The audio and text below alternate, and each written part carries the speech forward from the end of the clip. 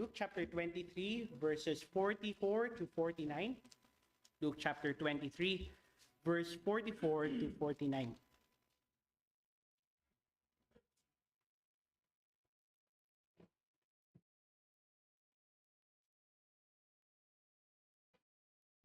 Okay, let us read Luke chapter 23, verse 44 until verse 49.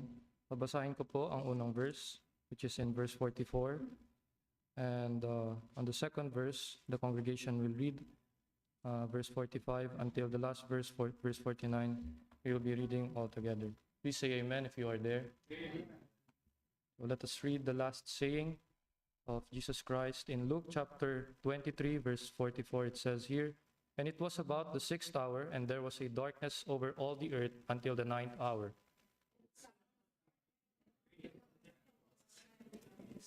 Verse 46, "And when Jesus had cried with a loud voice, he said, Father, into thy hands I commend my spirit.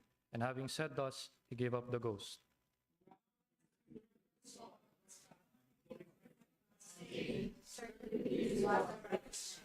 And all the people that came together to that sight, beholding the things which were done, smote their breasts and returned. Let's read all together in verse 49. "And all his acquaintance and the woman that followed him from Galilee stood afar, beholding these things." Praise God upon the reading of this holy word.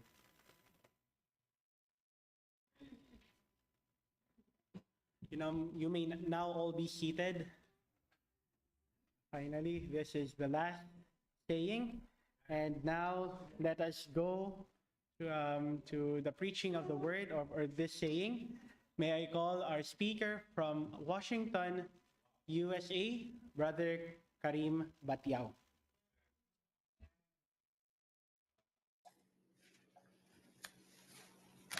Hello po. Maririnig niyo po yung Yes po. boses. Yes po.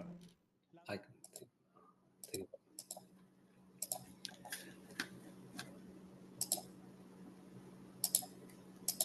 Saglit lang, medyo nagaan kasi yung computer. Saglit.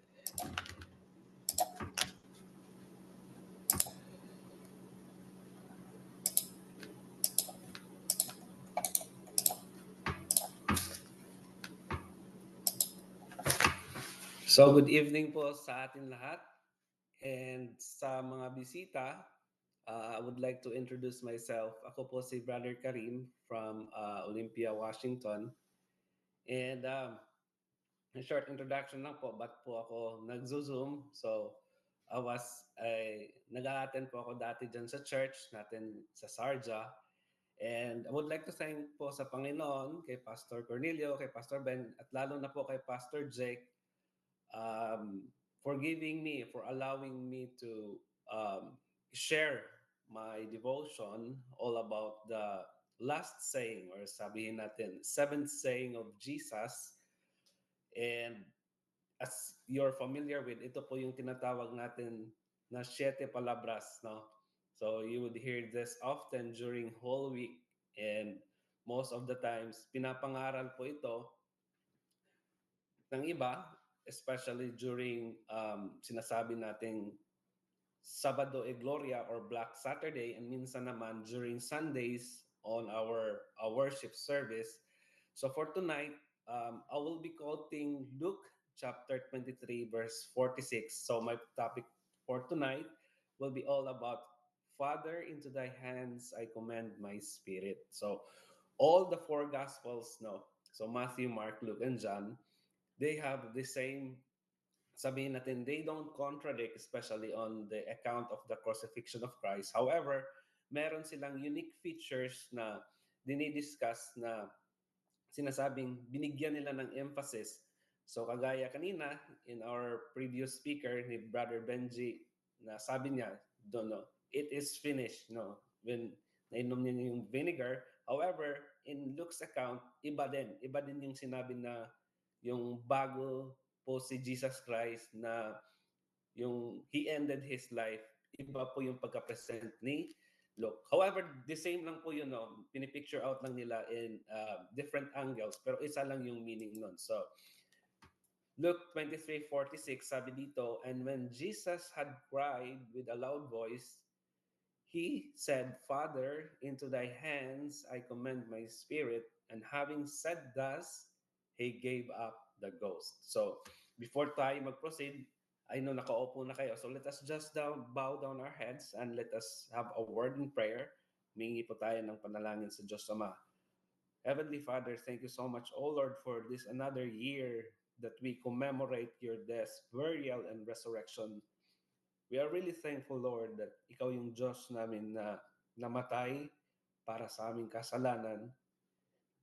You paid all of our sins from past, present, and future. Oh Lord, this is a really great opportunity for us to say thank you so much, Lord. Salamat po na pinagbayaran mo na ang aming hatol sa impyerno. You don't know, Lord, how we are thankful na bagamat kami po ay makasalanan, but we don't have other words to say thank you. Salamat po, Panginoon. And as we study, O Lord, sa panghuling sabi mo sa krus ng Kalbaryo, when you gave up the ghost, when you said, it is finished, Lord, thank you. And as we study for tonight, Lord, give me your utterance, give us your wisdom, give us your grace as we study joyfully, Lord, in your last saying. Lord, please cleanse us from all of our unrighteousness. We love you, Lord, in Jesus' mighty name. Amen. So, no, we Christians, no, we kagaya sa akin, during my early age, I've been through other denominations. So, naging Katoliko ako bago naging Baptist. So, we share all parang unique features na parang unique way. Kasi nga, dati-rati, no, ma-feel ko lang na how grateful I am. Kasi in my previous na pananampalataya, kung sabihin kong previous na pananampalataya, it's really hard to cope life na sabihin mong you're not confident enough na paano pag namatay ako? No, parang gano'n. Paano pag namatay ako? Saan ba ako tutungo? Kasi usually, that's the burden na in single person na itatanong niya sa sarili niya, paano pag namatay ako? So, in their belief, they have that so-called, sabihin na lang natin for short na they rely on the sacraments, beliefs, your works, but when I came across with the Baptist faith, the true faith, no, sabihin natin totoong pananampalataya, I said, Lord, thank you. Kasi nga, si Jesus Christ na yung nagbayad sa in behalf ng kasalanan mo. Whereas in other churches, sabihin natin sa ibang pananampalataya, you need to do something. And yung something na yon, we are not really sure na, kumbaga, we already achieved na natumbasan mo na yung kasalanan mo. Nagawan mo na ng parte yung kasalanan mo. Which is ridiculous naman kung ating iintindihin. Kasi nga naman, we don't really count kung yung good deeds natin, enough na ba bayaran yung kasalanan natin, di ba? So, for just a short recap, so I have in the presentation the 7 sayings. Dito sa Luke, na i-present, Father, forgive them for they don't know what they do. Sa Luke naman, sinabi dito sa second saying, verily I say unto thee, today shalt thou with me in paradise. Sa number 3 naman, sa third saying, kinote ko naman si John, sabi dito, Jesus said to his mother, Woman, behold thy son. Then he said to his disciples, Behold thy mother. And pupunta ako kay Mark sa fourth saying, my God, why hast thou forsaken me? And to the fifth saying, sabi dito sa John, no, kung kinuha ko naman yung text kay John, I thirst. And for the sixth saying, kay John 19:30, and again, I quoted the book of John, when Jesus therefore had received the vinegar, he said, it is finished, kagaya sa previous, yung speaker kanina sa sixth saying. And for my last saying, kinote ko kay book ng Luke, and dito sabi naman, and when Jesus had cried with a loud voice, he said, Father, into thy hands I commend my spirit. And having said that, he gave up the ghost. So, pisa po tayo. I'll promise po na I would be short and concise in my discussion kasi alam ko gabi na rin and medyo napapagod na yung iba. but bear with me for a couple of minutes. I'll be short and I'll promise. So, karamihan sa atin, no, in my experience before, death is very, kung baga sabihin natin, it is a subject, no?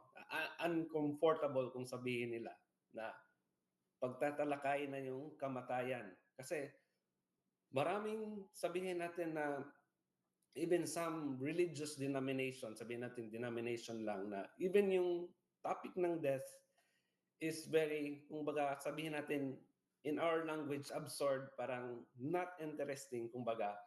Kasi nga, pagsasabihin nating patay o yung namatay, parang ganon, it's just reminding us ng yung memory ng isang tao na yung nabubuhay pa siya together with us. Maybe it could be our family, it could be our relatives, it could be our friends, it could be our coworkers, it could be somebody na within us na they're very special, especially that person is very jolly, if that person is very, sabi natin, thoughtful, if that person is really giving to you something, or let's just say, importante sa buhay mo.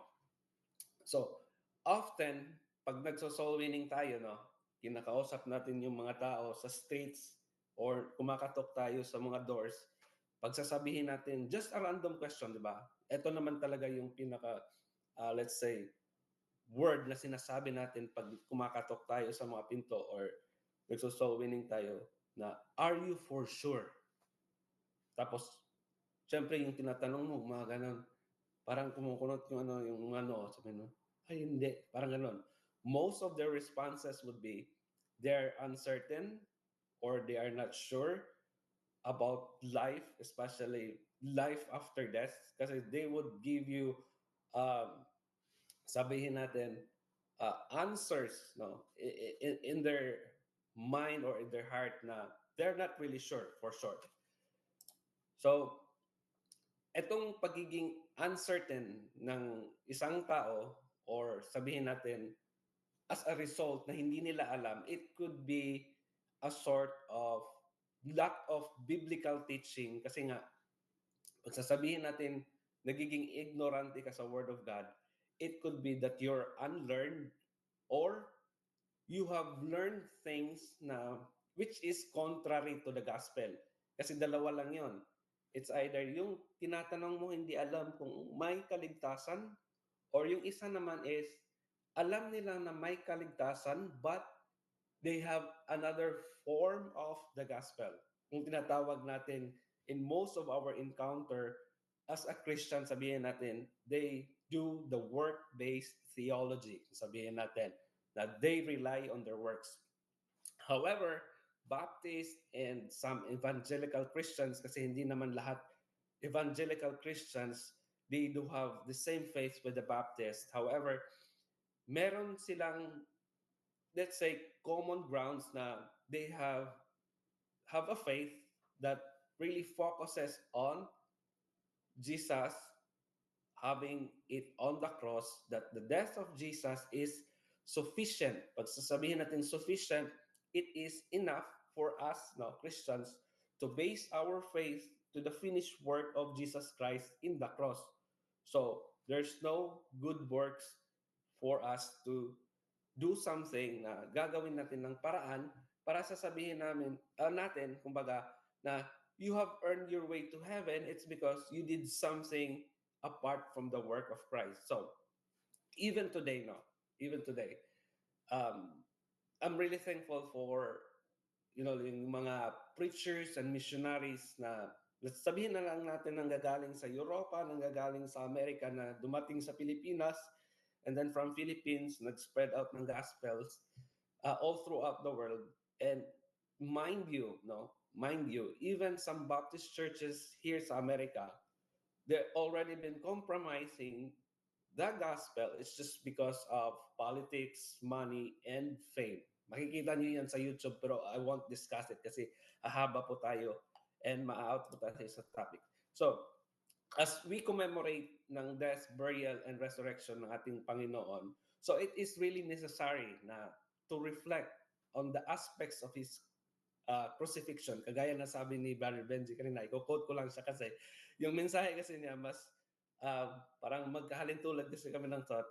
Sabi niya kanina na nag-suffer nga yung Panginoong Hesukristo sa krus, so why us tayo Christians na on this very day, on this very occasion na we also give time to our self to listen to the Word of God kasi though Jesus Christ did not speak it personally to us, however, He gave His Bible to us, di ba? Para i-relay yung message sa kanyang crucifixion. So, the profound, sabihin natin, yung important words na sinabi niya, yung nakabitin siya sa cross, di ba? May binabanggit siya ng mga words. Ito yon. So, in my task, ito yung Father, into thy hands I commit my spirit ng Luke 23:46. So, just bear with me and then tuloy-tuloy na po tayo. So when Jesus was hanging on the cross, di ba? Sabi niya doon, Father, I commend my spirit. So, Jesus as a God, when He took the human form, di ba? He entrusted Himself to the Father. So He is being subjected to the Father, but it doesn't really mean na he gave up all His authority. Hindi po. Kasi meron talagang nangangaral na sabi, oh, tingnan mo si Jesus Christ. He submitted to the Father. Kaya nga hindi magkalabo na magiging Diyos siya kasi sinabit niya yung sarili niya. Hindi. That was the authority. He respected on that occasion nung Panginoong Hesukristo nasa lupa because he respected the Father when he say he's putting his trust, his care na after this the Father will be with him, 'di ba? Sabi sa book of John, the Father and I are one. So proceed po tayo para uh, di lang mawala sa ating topic. Ito lang, gusto ko lang i-discuss yung mga parts na importante. So, first ko po is, into thy hands I commit. So, commend and commit is just the same, but I'm quoting Psalms. No? Wala kasi akong mahanap na ibang character that really reflects Jesus Christ in the Old Testament. However, I found David. So, David had a numerous battle in the Old Testament. Kagaya sabi ng Panginoon na hindi ko i-build yung temple sa'yo kasi nga kumbaga, you have a bloody hands. You fought for me for countless times of battles and you're not worthy na by your dugo mo sa kamot, ikaw yung gagawa sa temple ko. Kaya inutusan niya si Solomon na siya yung magbibuild sa temple. So, even David, no, during his battles, during his times na nakikipaglaban siya, so, kumbaga, when David encounters, no, kung bago pupunta sa gera si David or after makikipaglaban si David, he always inquires, di ba?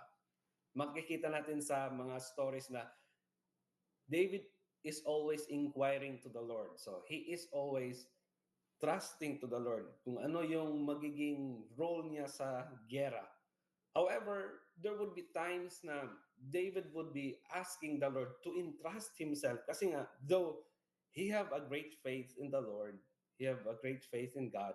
However, there are still, like human as we are na, Lord, kumbaga, if I die, no, parang ganon. Sabi niya sa Psalms 31:5, sabi niya doon, into thine hand I commit my spirit, thou hast redeemed me, O Lord God of truth. So, by saying, kumbaga, David, as human as he is, na siyempre takot si David, but yung pinaka-essence nun is, he entrusted his soul and his spirit in the moment kung namatay siya, maybe during the war or after the war, but he is already recognizing ang magiging power ng Panginoon kung ano yung magiging, kumbaga, yung life niya is already been dedicated to the Lord. So, this conviction, this belief that David believed na the Lord will take care of him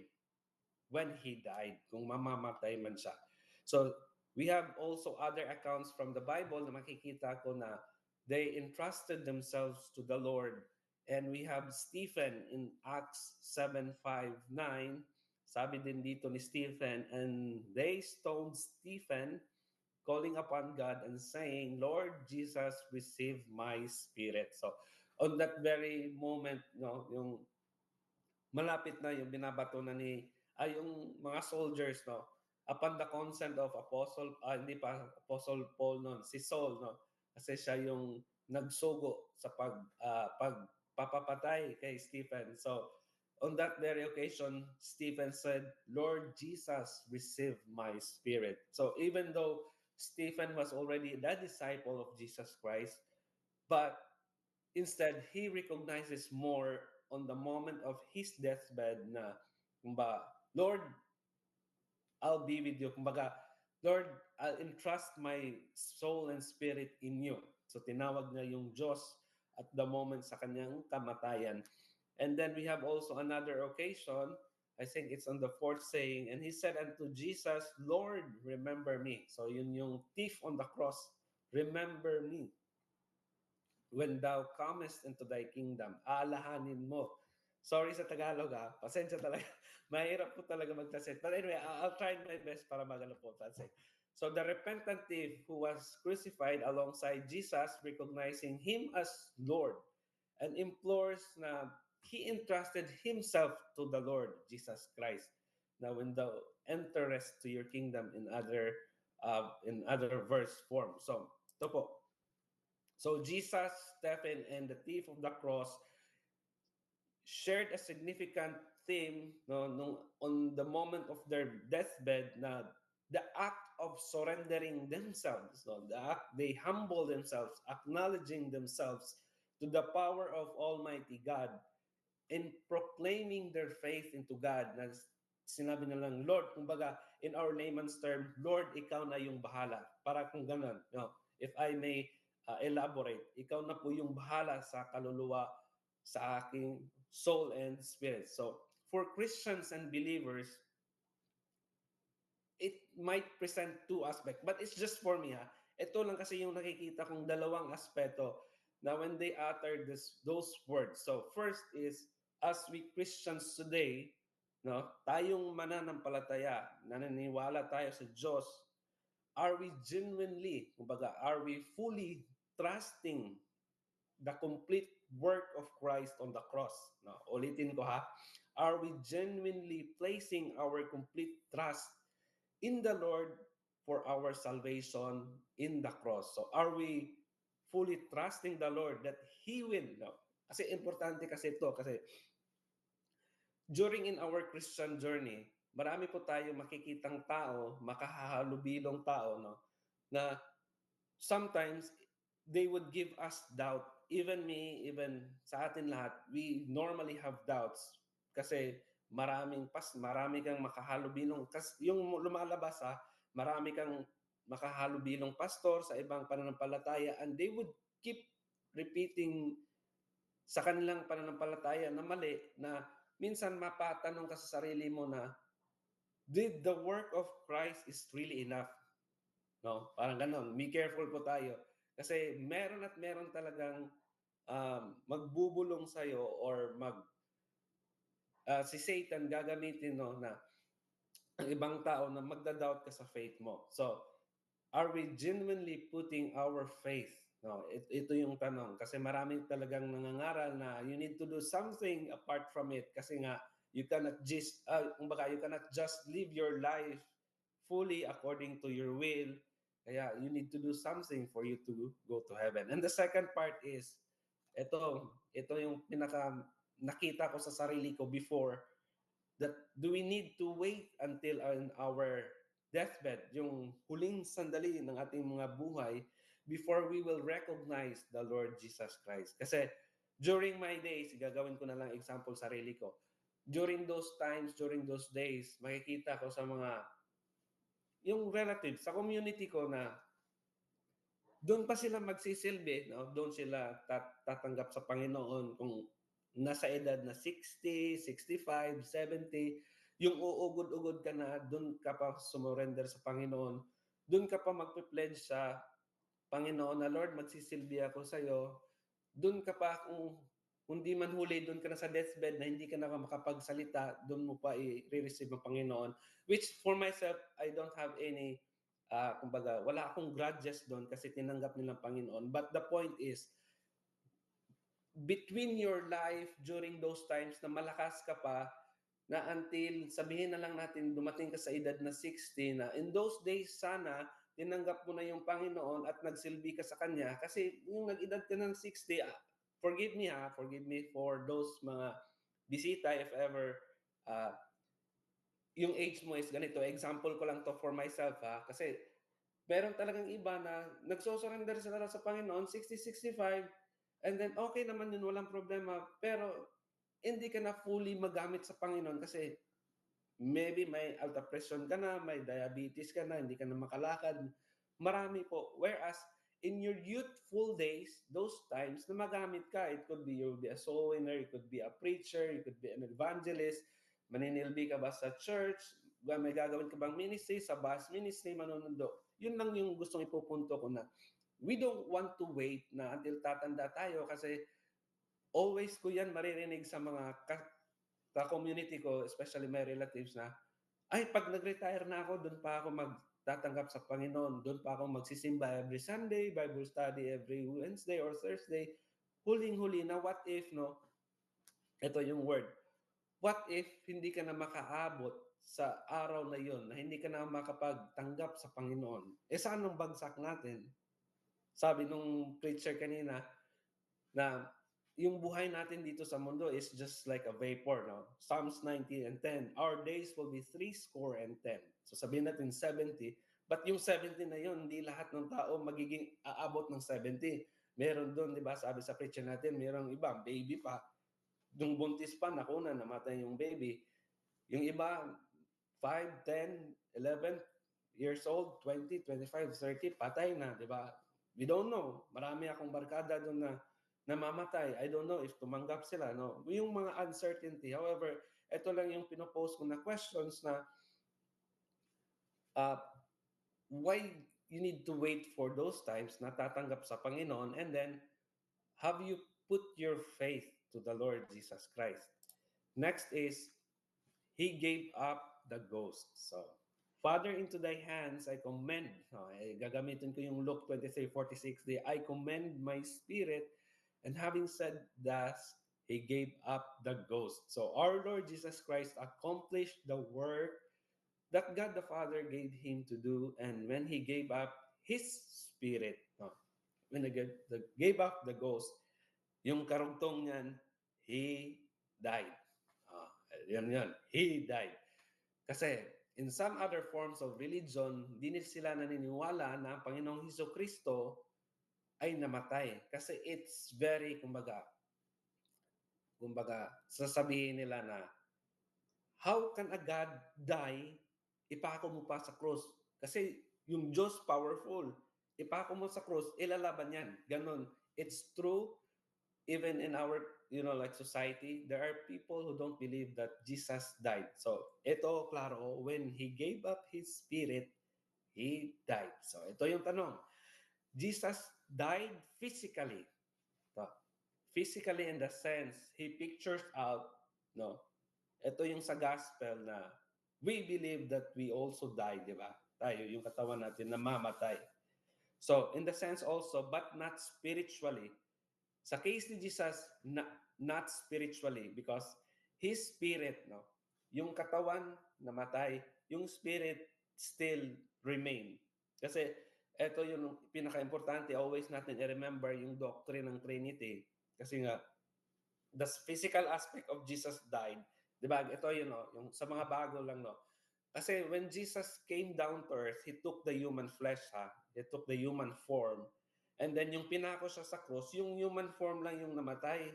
Hindi yung spirit. Kasi sabihin na, ay, pag namatay yung body, yung spirit kasama, hindi.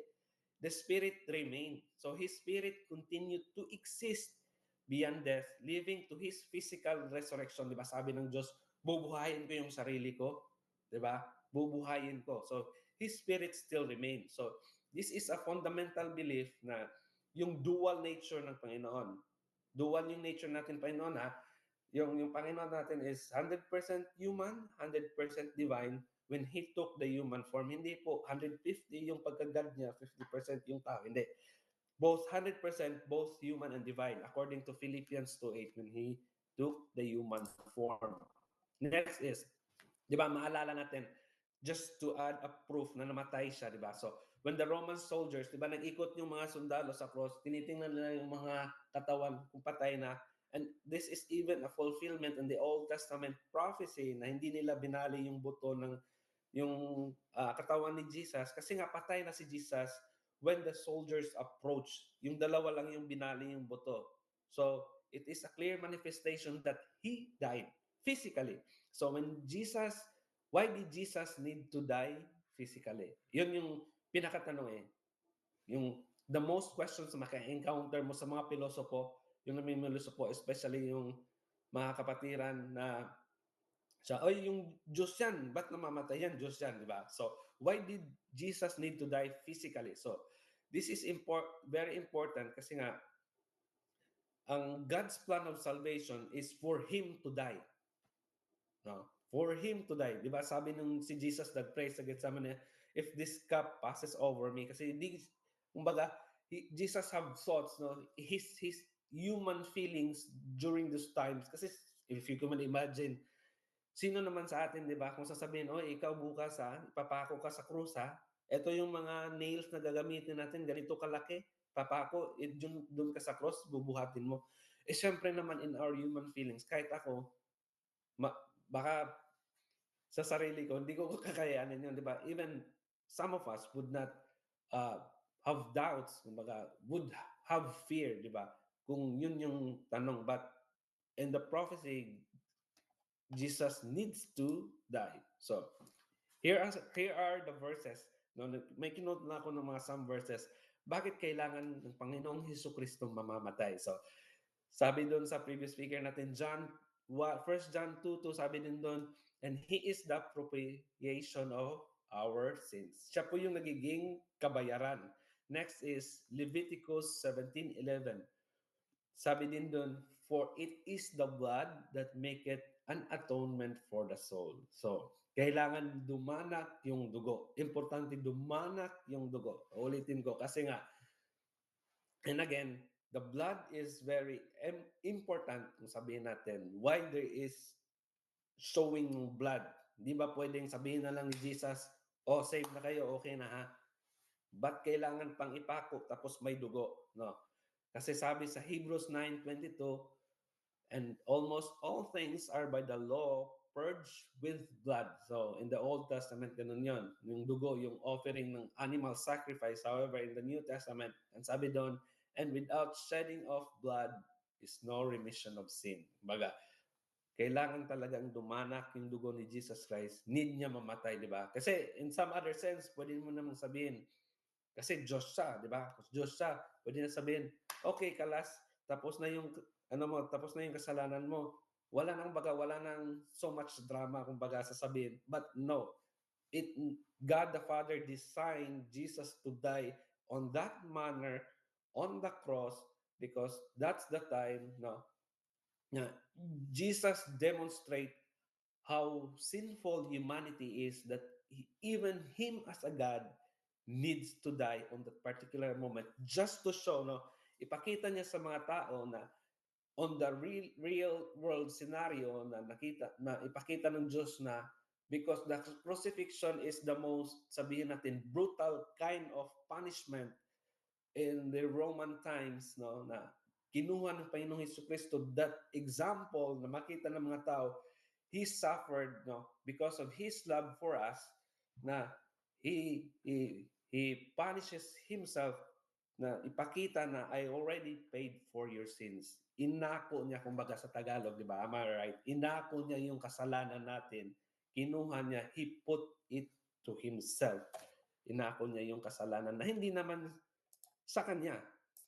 Next is, kasi nga, sabi ko na kailangan yung dugo niya. Kasi in the earlier text, in the Old Testament, kasi sabi sa Hebrews 10:4, for it is not possible that the blood of bulls and goats should take away sins. Kasi yearly sacrifices yun ginagawa ng mga Israelita during the Old Testament na according to your sin, mag-o-offer ka ng ganun klase. Diba? Siyempre, as we know na, siyempre, in the modern situation now, kung halimbawa, yung population ng China, sabihin lang natin na yung ilang bilyong Chinese or ilang bilyong ang nasa India, example, kung yun yung mag-aalay ng ram, bulls, or goat, or sheep, or doves, aba, wala na tayong kakainin the following day. Ubos lahat sa, baka, ubos lahat sa sacrifices offering. So, just to, kumbaga, just to put this, kumbaga, sa signature to an end, tutuldukan ng Panginoon through His blood. So, Jesus is regarded as the ultimate sacrifice because His crucifixion completely reconciled, sabihin natin reconciled humanity sin. It was that relationship before when Adam and Eve broke that uh, relationship in the garden.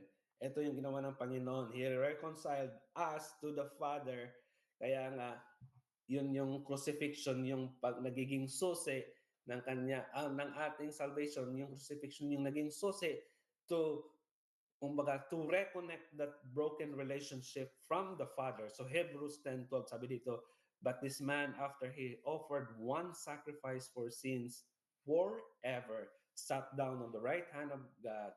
So wala na, he offered once kasi sa iba nga, no, na pagkakaalam nila na every year namamatay ang Panginoon, every year siya pinapako, tsaka yung Panginoon wala pa sa right hand ng Father kasi ngayon, until now daw, sabi nila na they keep on investigating sa mga kasalanan ng tao that you need to do something kasi nga kung hindi ka gagawa ng paraan, baka si Jesus daw ngayon at that very moment, ibubura yung pangalan mo sa Book of Life, which is heretical. So I won't go the farther. Basta lang ito. So Jesus destroyed the last enemy which is death. Sabi ng ating previous speaker kanina. Jesus tasted the full experience of death. So ito yon. Jesus confronted the last enemy, sabi nun ni Brother Benji, and courageously faced its sorrow, its trial, its pain, and its finality. So ano yung tinapos? Baka sa atong speaker kanina. Ano yung tinapos? 2 Timothy 2:10, sabi dito, but is now made manifest by the appearing of our Savior Jesus Christ, who had abolished death. Sabihin natin, tinanggal, no? Tinuldukan the death and hath brought life and immortality to light through the gospel. Kasi through the gospel, when the gospel was preached, it was clearly saying na there is a message of hope kasi nga, di ba?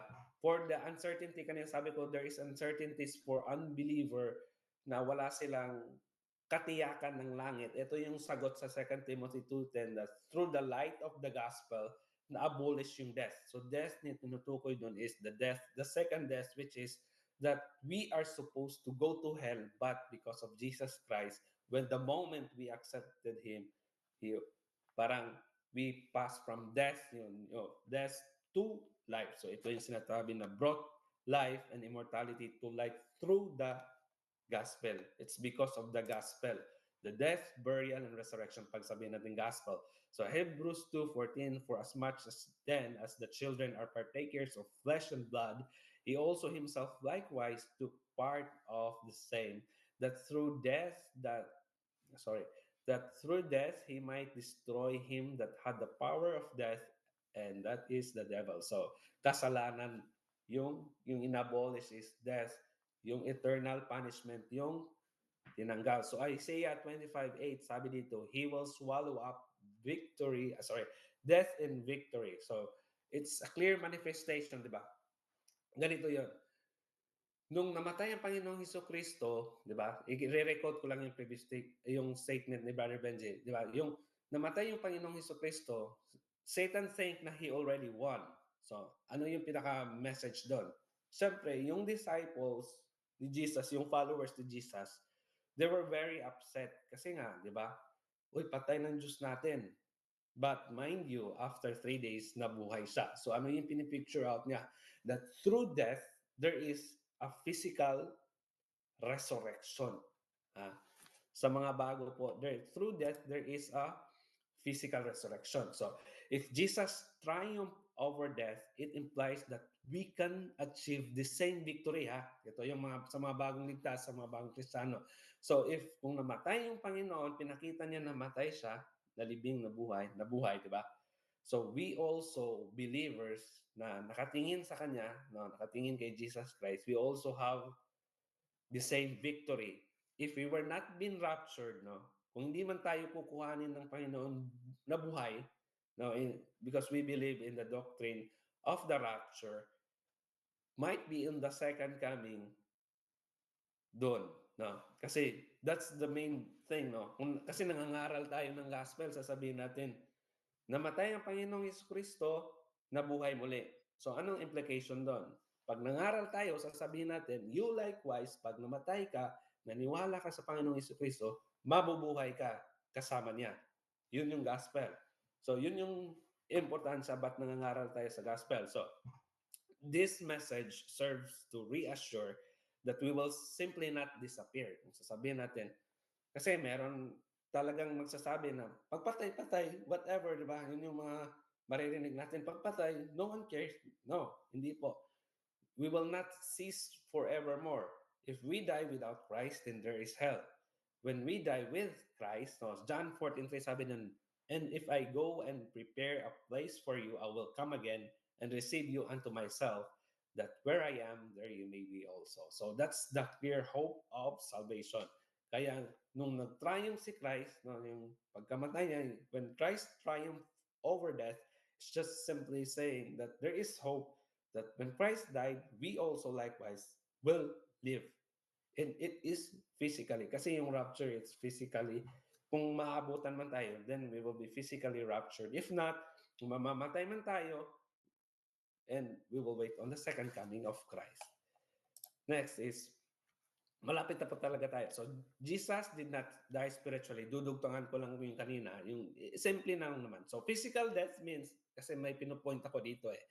So, physical death means when the soul and spirit separate sa body. Kasi nga tayo, di ba? We humans, no, tao tayo, we have body, soul, and spirit. Tatlo yun. So, when we die, yung body natin babalik sa lupa. Yung soul and spirit natin babalik sa ating Panginoon. So, when the soul and spirit separates from the physical body, yung tao, it's dead. Patay na patay. So as Jesus, who was a God in human, no, sabi ko kanina, a God in human form, had his soul and spirit depart from his body. Meaning to say, nung namatay ang Panginoong Jesucristo, yung katawan yung namatay. So John 19:30, sabi din doon, when Jesus therefore had received the vinegar, he said, it is finished, and he bowed his head and gave up the ghost. So yung ghost na nantili yung spirit. So if we define death, by meaning of death, na it is a complete cessation. Kung baga, pag namatay, patay, it's the end. But in this case, it is very incorrect na sasabihin natin namatay ang Diyos. It is very incorrect pag sasabihin natin namatay ang Diyos. Kasi pag sabihin natin namatay ang Diyos, patay yung God, patay yung Holy Spirit, patay yung God the Father. Kasi both of these three are eternal. Meaning to say, they cannot be one, they cannot be two, they could be three. Sorry, namali sa Tagalog. So, they could not be two. Walang tunity. Walang unity.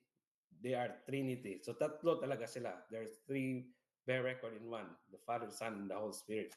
So, tatlo yon. So, it is parang nonsense pag i-quote natin na patay yung isa. Tatlo yon dapat. So, John 1 man, kukot ko lang to sa isang mga verses ng Trinity. In the beginning was the Word, and the Word was with God, and the Word was God. So, tatlo yon. So, I am the Alpha and the Omega, the beginning and the end, saith the Lord, which is and which was, and which is to come. Yung babalik. So, si Jesus yun. Speaks about the Trinity. But the Comforter, which is the Holy Ghost, whom the Father will send in my name, he shall teach you all things, and bringing you all things, your remembrance, whatsoever I have said unto you. Diba? Yung when Christ ascended up to heaven, he said, the Holy Spirit will be with you. So, meaning to say, even though that Jesus Christ already went up to heaven, nag-ascend sa langit, but he trusted the Holy Spirit to be with us. So next, malapit na tayo. So did Jesus die for all? Kasi ito yung pinaka-importante sa lahat eh. Did Jesus die for all? So the Bible teach that Jesus' sacrifice was intended for everyone. Sa lahat, yun, yung pagkamatay niya. Rather than a limited type of group. So hindi po siya nagpakamatay sa mga Hudyo, hindi po siya nagpakamatay sa mga Hintil, hindi po siya nagpakamatay sa lahat po. And, di ba, First Timothy 2:6, sabi dito, He offered Himself as a ransom for all. Sa lahat yun. At 1 John 2:2, sabi doon, the death of our Lord Jesus Christ is the for the atonement, kabayaran for our sins, and not only for ours, sa atin lang, but of the whole world. So, salvation, ito yung pinaka-importante kasi we are not Calvinist na sasabihin natin that you are already predestined by God, na kahit anong gawin mo, maligtas ka kahit hindi ka mag-profess. Mali yon.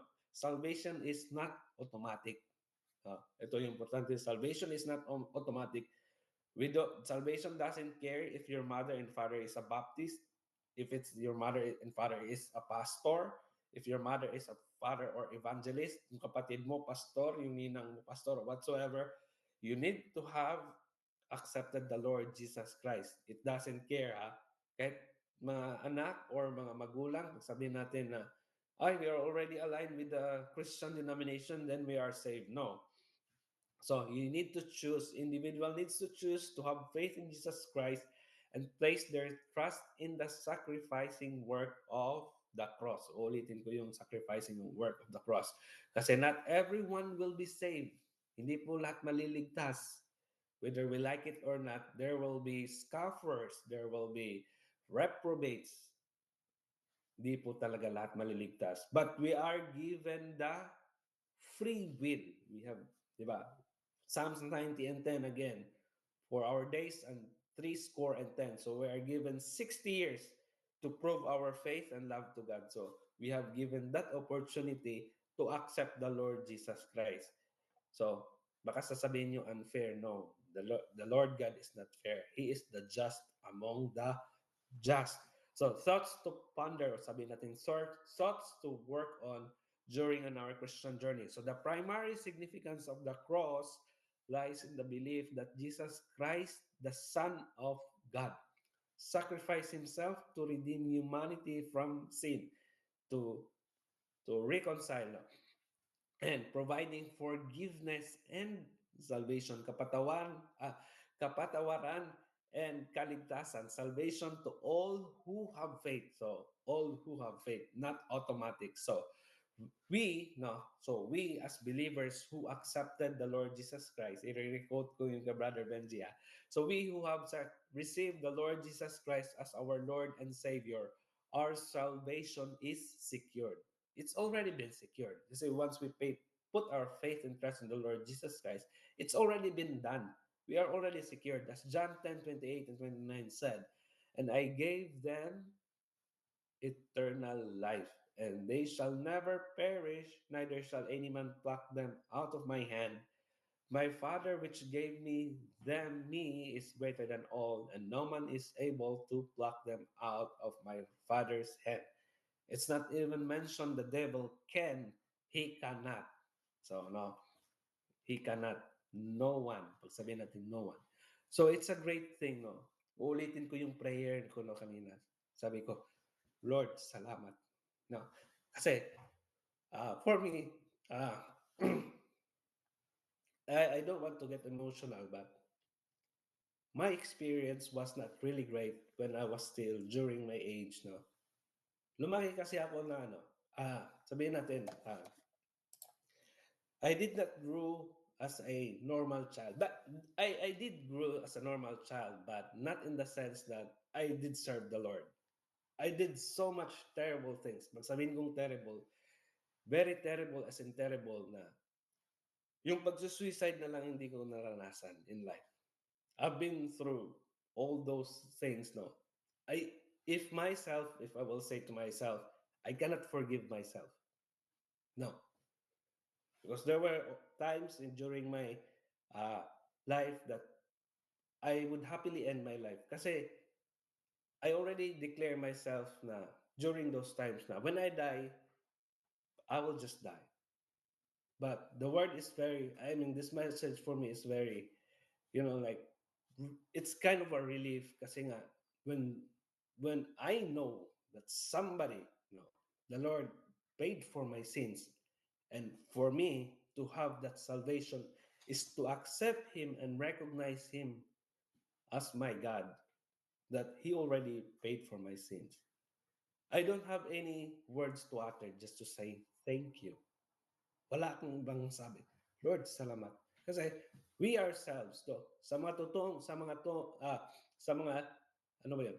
Sa mga naligtas, totoong naligtas, if I say, sa totoong naligtas, your happiness is not being paid by, kumbaga, hindi mababayaran kahit ilang milyon when you accept the Lord Jesus Christ as your Savior, that you're confident no matter what time may bring. Pag namatay ka,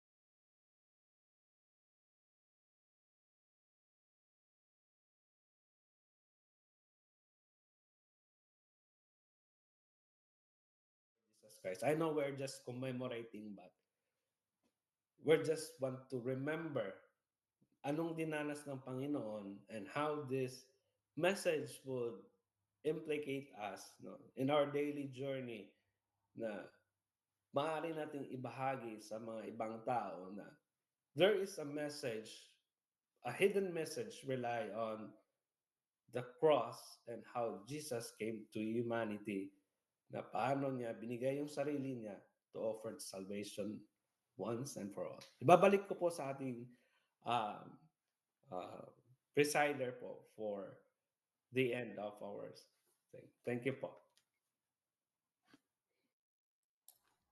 So in our end remarks,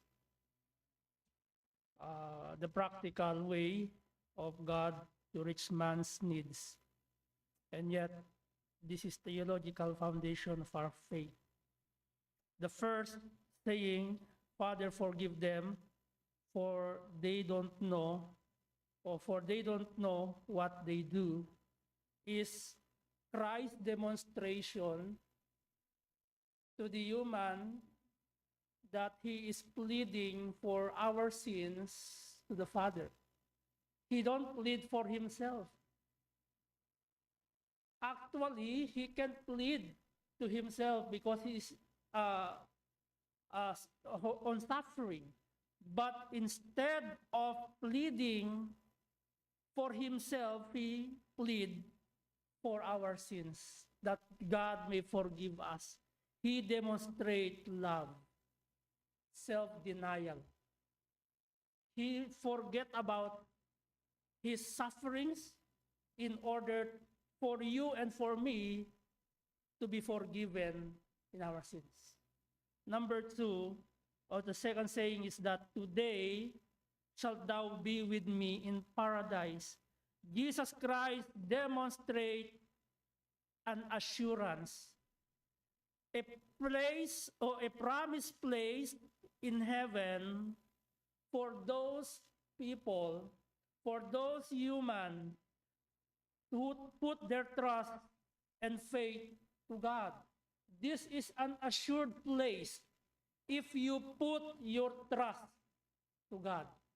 Yun yung pangako na lugar if you repent, if you change in mind, you put your faith and you trust that the only Savior is the Lord Jesus Christ, there is a promised place for you. That is heaven. Pangatlo, woman, behold thy son, behold thy mother. Jesus Christ demonstrate, despite of pain, despite of agony, despite of suffering, he demonstrate comfort to those in pain. He forgot about himself. Okay, why? Because during that time he is on the cross. And Mary is in pain. His son is nailed on the cross. Could you imagine a mother in front of his children is going to die in his front? Could you imagine the pain? But instead of asking and pleading, please give me like this, but he encouraged the woman to to comfort her with the disciples, with John the beloved. Amen. He demonstrate how to comfort others despite of his own pain.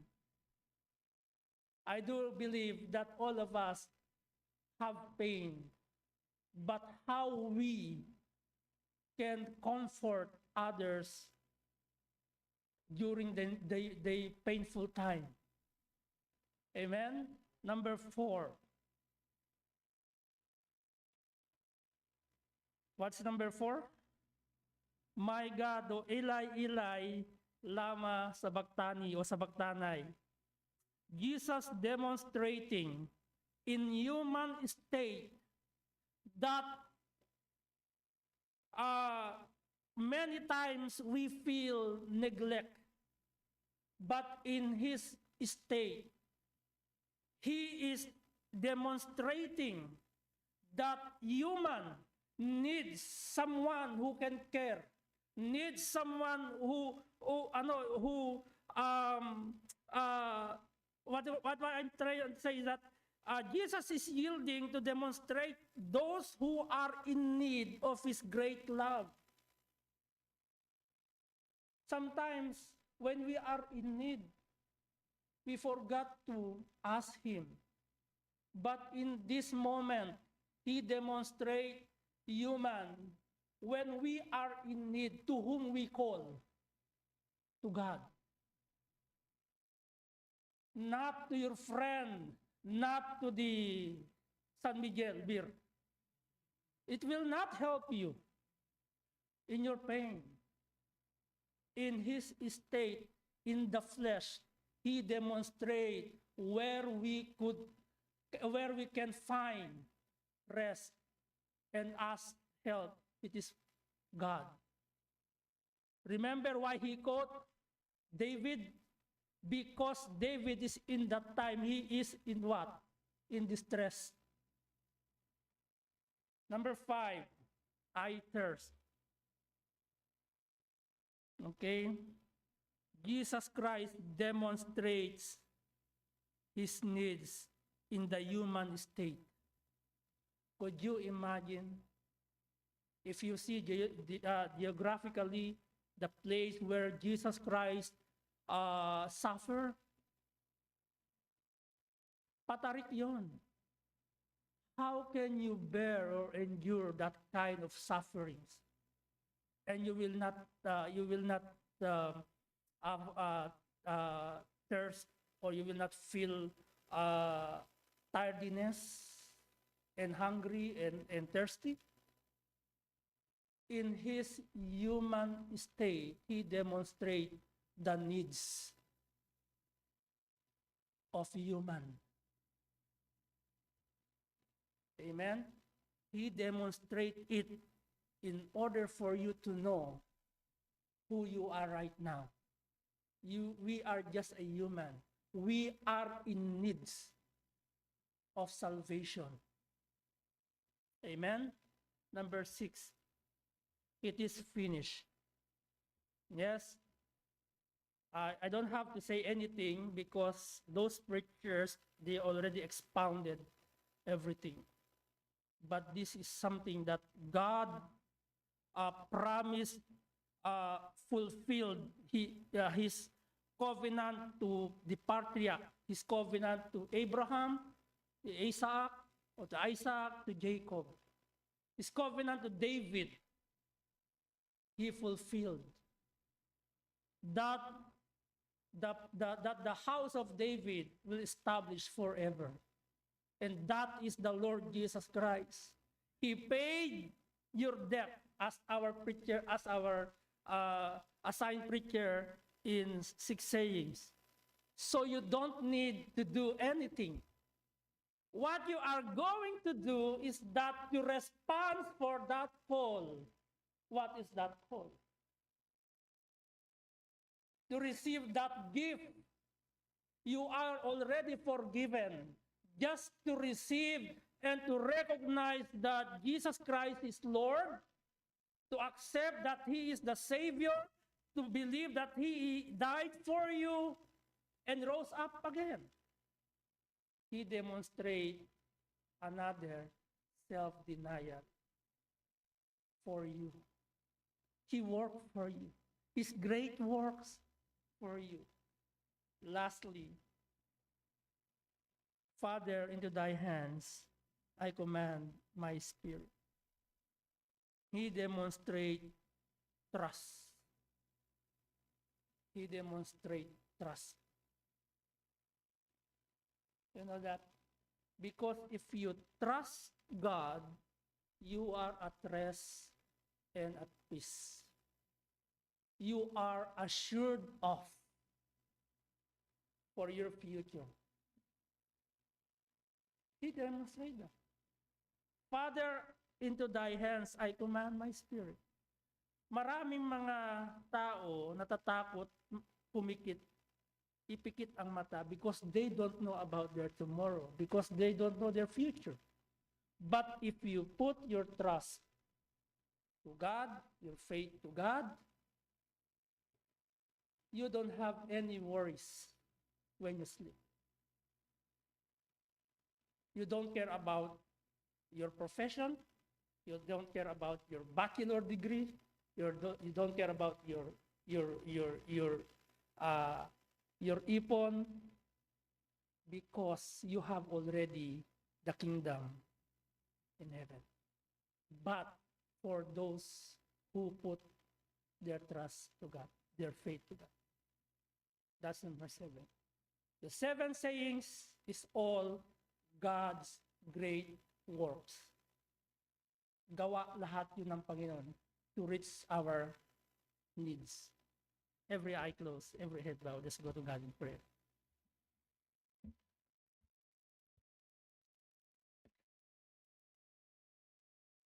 I don't know what is your situation right now. It seems that God did everything by demonstrating a practical way on how God loves you, by demonstrating everything in order to reach you, in order to reach our needs. Before you live in this world, He planned for your salvation. Only you have to do right now in your heart is to believe to the Lord Jesus Christ that He died for you and rose up again at the 3rd day.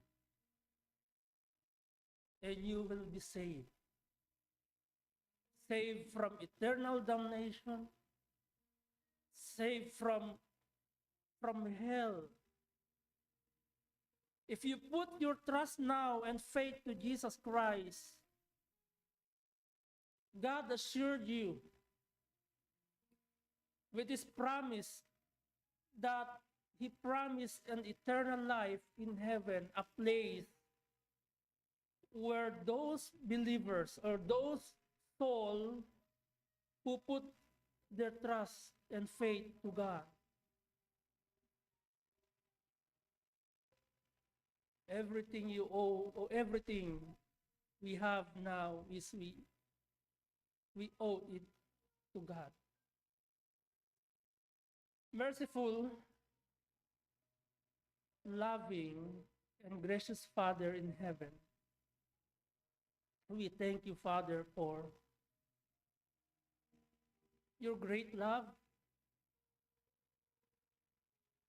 We thank you, Lord, for offering us the salvation.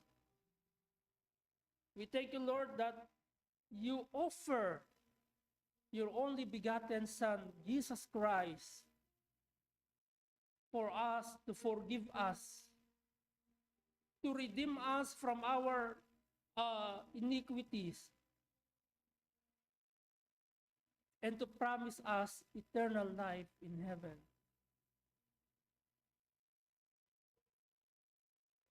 A word of thank you is not enough to say, Panginoon Diyos. because you care for our future.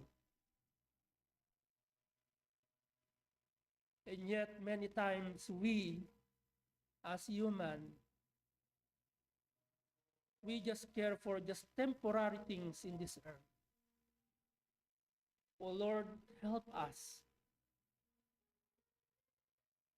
to value the things that you valued us.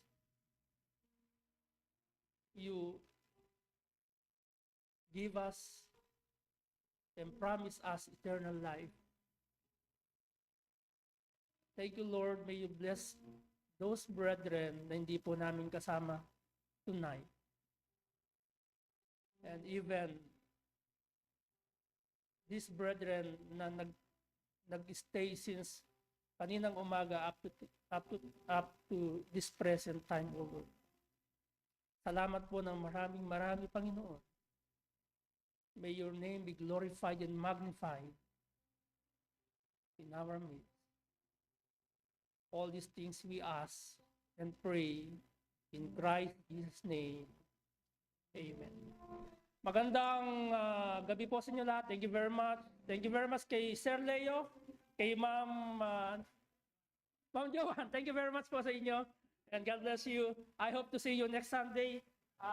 Kami po ay...